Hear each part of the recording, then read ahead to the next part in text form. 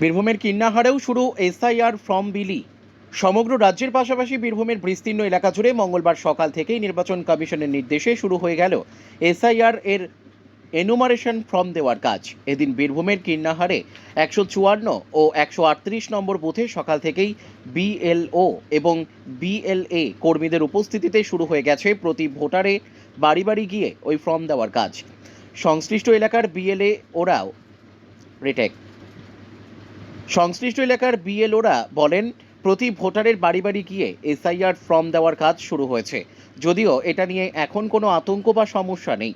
রাজনৈতিক দলের এক বিএলএ যে বলেন, নির্বাচন কমিশনের নিয়ম মেনে সমস্ত কাজ করা হচ্ছে ও প্রতি ভোটারের ভোটার কার্ডের এপিক নম্বর খতিয়ে দেখেই সেই ফর্ম দেওয়া হচ্ছে।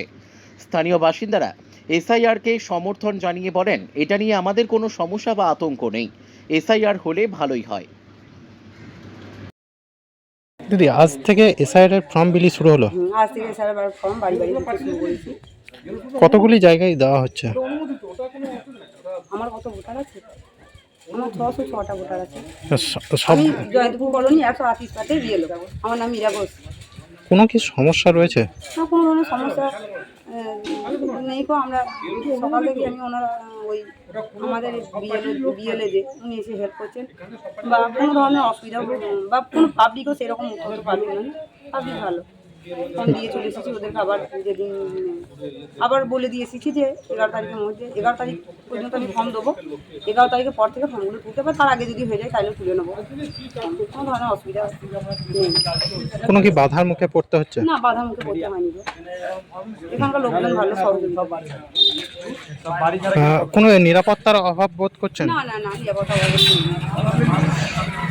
আতঙ্ক রয়েছে এসআইআর নিয়ে? না না, এটা নিয়ে কোনো আতঙ্ক নেই। মানুষ বুঝতে পারছে সুবিধা, মানুষ নিজেও যাচ্ছে। আপনার নাম? আমার নাম মীরা ঘোষ। আপনি কোন দায়িত্বে রয়েছেন? আমি 138 পাটে বিএলও। আপনারা কিভাবে সহযোগিতা করছেন?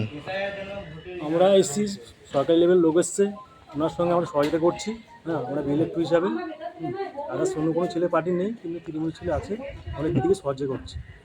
এখানে তো আরো অন্য রাজনৈতিক দলেরও থাকার কথা। থাকার কথা, কিন্তু আসেনি। তাই আপনারাই সহযোগিতা করছেন? আমরা সহযোগিতা করছি। কোনো কি সমস্যা দেখতে না, কোনো পাচ্ছেন? সমস্যা নেই। অনেক কোনো আতঙ্ক রয়েছে? না না না, এখানে আতঙ্কগুলো কিছু নেই।